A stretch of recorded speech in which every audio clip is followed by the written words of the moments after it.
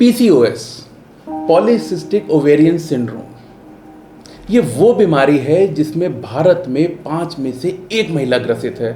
कमोबेश आप कह सकते हैं 20% महिलाएं। आबादी की बात करें तो 10 करोड़ से ज़्यादा भारत की महिलाएं इस बीमारी से ग्रसित हैं। अब ये बीमारी आपके लिए ऐसी कौन सी दुश्वारियां पैदा करती है या कौन सी मुश्किलें खड़ी करती है? पीसीओएस से ग्रसित महिलाएं न सिर्फ diabetic, obesity, baby conceive, irregular periods, ये सारी बीमारियां तो उनको साथ ही साथ होती हैं। इसके साथ ही साथ उनके शरीर में कुछ ऐसे हार्मोन इम्बैलेंस पैदा हो जाते हैं जिसकी वजह से उनका शरीर कुछ पुरुषों की तरह दिखने लगता है। और पुरुषों को इस पीसीओएस का पता तब चलता है शादी के बाद, जब वो बेबी प्लानिंग करते हैं। उन्हें तब इस बात का एहसास होता है कि यदि वक्त रहते इस छोटी सी बीमारी के लिए कुछ प्रिकॉशंस लिए जाते, कुछ मेडिकेशन किया जाता, तो ये बीमारी उनके लिए इतनी मानसिक और शारीरिक यातनाओं की वजह नहीं बनती। पीसीओएस और पीसीओडी दोनों अलग बीमारियां हैं। आज की इस वीडियो में हम बात करने वाले हैं पीसीओएस के बारे में, और अगले बुधवार वेडनेसडे को हम बात करेंगे पीसीओडी के बारे में। हालांकि ये टॉपिक बहुत वैज्ञानिक है, लेकिन आज मैं कोशिश करूंगा कि आपको आसान लफ्ज़ों में ये समझा पाऊँ कि पीसीओएस क्या होता है, इसकी कौन सी वजह है, किन कारणों से पीसीओएस होता है, इसके लक्षण कौन से हैं, आप कैसे पहचान सकते हैं कि क्या आप पीसीओएस से ग्रसित हैं, और आपको किस तरीके के इसमें इलाज करने चाहिए, कौन सा वो खान पान है जो आपको पीसीओएस होने से बचाता है। पीसीओएस को समझने के लिए महिलाओं के शरीर को समझना बहुत आवश्यक है। जिस तरीके से पुरुषों के शरीर में ढेर सारे शुक्राणु होते हैं, ठीक उसी तरीके से महिलाओं की ओवरी के अंदर बहुत छोटे छोटे इमेच्योर एग्स होते हैं जिन्हें हम फॉलिकल कहते हैं। अब होता यह है कि जो महिलाओं का मस्तिष्क है वो एक रसायन का स्राव करता है, जिस रसायन के स्राव से ये जो इमेच्योर, ये जो फॉलिकल हैं, ये एग में कन्वर्ट होते हैं और फिलोपियन ट्यूब के माध्यम से यूट्रस तक पहुंचते हैं। अब कई बार जब महिलाओं के शरीर में विभिन्न कारणों से हार्मोन का इम्बैलेंस होता है, तो एक हार्मोन होता है जिसे बोलते हैं ल्यूटेनाइजिंग। ये ल्यूटेनाइजिंग हार्मोन जब ज़रूरत से ज़्यादा मात्रा में निकलता है और जब ये ओवरी तक पहुंचता है, तब वो जो इमेच्योर एग्स हैं वो ओवरी की अंदर की सतह पर पानी की गांठों जैसे कुछ सिस्ट बना देते हैं। ये सिस्ट बहुत सारी मात्रा में होते हैं, इसीलिए इसे पॉलीसिस्टिक ओवेरियन सिंड्रोम कहा जाता है।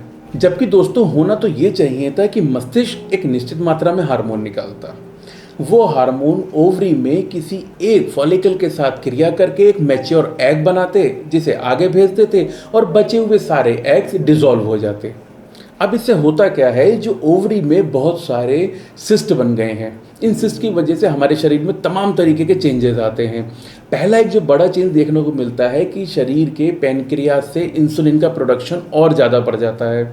अब ये बढ़ा हुआ इंसुलिन एलएच के साथ क्रिया करके महिलाओं में पुरुषों का हार्मोन टेस्टोस्टेरोन पैदा करना शुरू कर देता है, और जिसकी वजह से आपने अक्सर देखा होगा पीसीओएस से ग्रसित महिलाओं में आपको बहुत ज़्यादा बाल देखने को मिलेंगे। उनके थोड़ी थोड़ी दाढ़ी के बाल आ जाते हैं, मूछें आ जाती हैं, या फिर अजीब अजीब जगह पर उनके बाल उगना शुरू हो जाते हैं। और साथ ही जैसा आपने देखा कि बॉडी में इंसुलिन का प्रोडक्शन बढ़ गया है।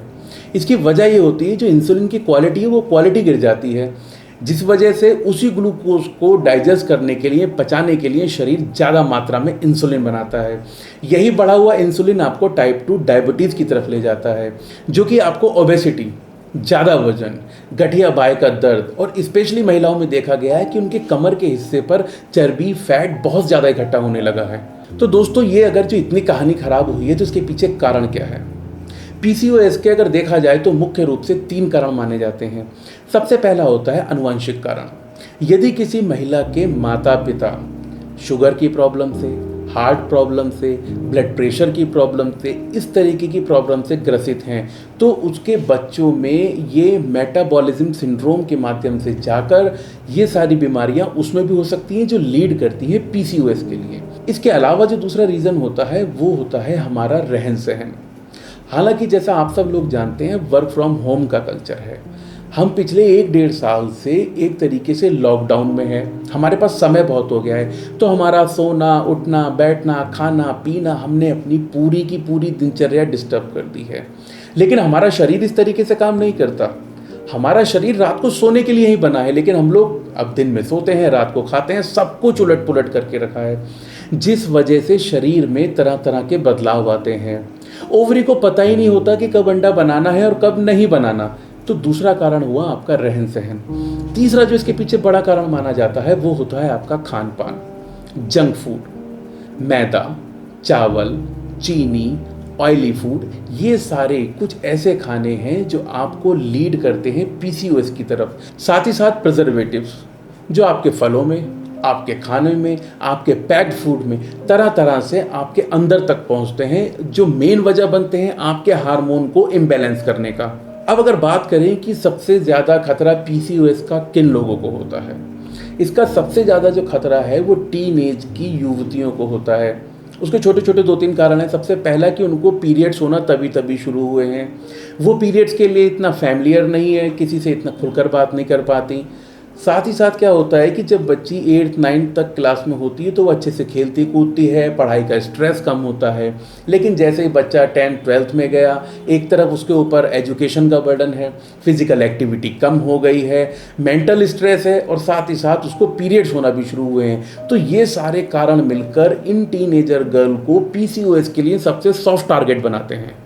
और अब अगर बात करें इसका इलाज क्या है, मोटे तौर पे देखा जाए तो इसका कोई एक पर्टिकुलर इलाज नहीं है।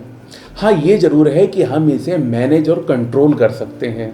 इसे मैनेज और कंट्रोल करने के लिए भी 2-3 तरीके हैं। सबसे पहले जो सबसे इम्पॉर्टेंट चीज़ मैं आपको बताना चाहूँगा वो ये कि ये पर्सन टू पर्सन वेरी करता है। एक महिला को पीसीओएस में जो टैबलेट्स या जो दवाइयाँ या जो उपचार दिया जाएगा, ज़रूरी नहीं कि दूसरी महिला के लिए भी वो कामयाब हो। उदाहरण के लिए आप ऐसे समझिए, यदि कोई युवती, कोई टीनेजर पीसीओएस से ग्रसित है तो उसको दी जाने वाली जो दवाइयाँ होंगी वो हार्मोन रिलेटेड होंगी, और एक महिला जो शादीशुदा है उसको जो दवाइयाँ दी जाएंगी वो दवाइयाँ दी जाएंगी जिससे वो बच्चे को कंसीव कर सके। तो पहला काम जो आपको पीसीओएस से बचने के लिए करना है, आप कभी भी किसी के मेडिकेशन की कॉपी ना करें। आपकी बीमारी की वजह अलग है तो आप अपने एक वैद्य से, डॉक्टर से कंसल्ट करें और जो आपको ज़रूरत हो आप वो इलाज लें। दूसरा जो इसका बड़ा इलाज है वो है आपकी डाइट। आपको खाने में बहुत ध्यान रखना है। अब किस तरीके का आपको पहले खाना नहीं खाना चाहिए। आप मैदा का सेवन ना करें, मतलब पिज़्ज़ा, बर्गर, ये सारी चीज़ें जो मैदा से बनती हैं आप इसका सेवन नहीं करें। चावल का सेवन कम करें, चीनी का सेवन कम करें, मिर्च मसाले कम खाएं। ये चीज़ें तो आपको इनसे दूर रहना है। अब आपको खाना क्या है, आप खाइए हेल्दी डाइट, आप खाइए प्रोटीन से रिच डाइट। आप चने का सेवन करें, आप राजमा का सेवन करें, आप हरी पत्तियां खाएं। तो खाने में आपको ये चीज़ें बताएं जो वो नहीं खानी है और दूसरी चीज़ें जो आपको ज़्यादा खानी है। ये आपके पीसीओएस को मैनेज करने में मदद करता है। और साथ ही साथ तीसरा और सबसे इम्पॉर्टेंट एक और चीज़, यदि आप फिज़िकल एक्टिविटी में इन्वॉल्व रहते हैं तो आपके शरीर में हार्मोन का लेवल भी बैलेंस रहता है। आप एक हफ्ते में कम से कम 5 दिन एक्सरसाइज कीजिए, ज़्यादा भी नहीं तो 30 से 40 मिनट आप चलिए, योगा कीजिए, कपालभाति कीजिए, प्राणायाम कीजिए, किसी भी तरीके की कोई भी फिजिकल एक्टिविटी आपको एक हफ्ते में कम से कम 5 दिन और 40 मिनट के लिए तो अवश्य ही करनी चाहिए।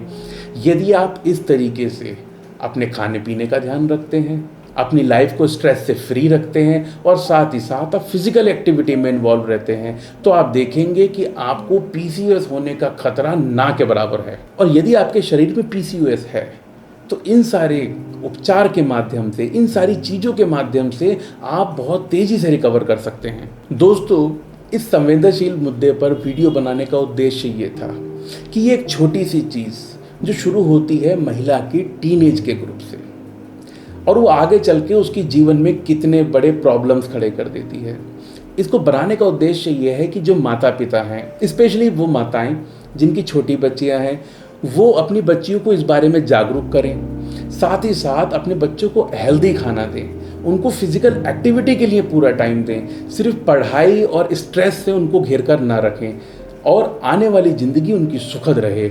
इस वीडियो को आप ज़्यादा से ज़्यादा शेयर करें, अपने उन मित्रों के साथ शेयर करें जिनकी छोटी बच्चियां हैं, ताकि वो इस चीज़ को समझें और अपने बच्चों को भी समझाएं कि इससे घबराने की, परेशान होने की ज़रूरत नहीं है। हमें केवल अच्छे भोजन और अच्छी दिनचर्या का पालन करना है, जिसके माध्यम से हम पीसीओएस को हरा सकते हैं। दोस्तों, मुझे यकीन है कि ये वीडियो आपको पसंद आई होगी और हमने पुरुषों के लिए एक बहुत ही खास वीडियो बनाई है। ये वीडियो आप ज़रूर देखें।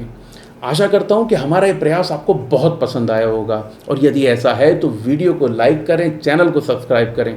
धन्यवाद।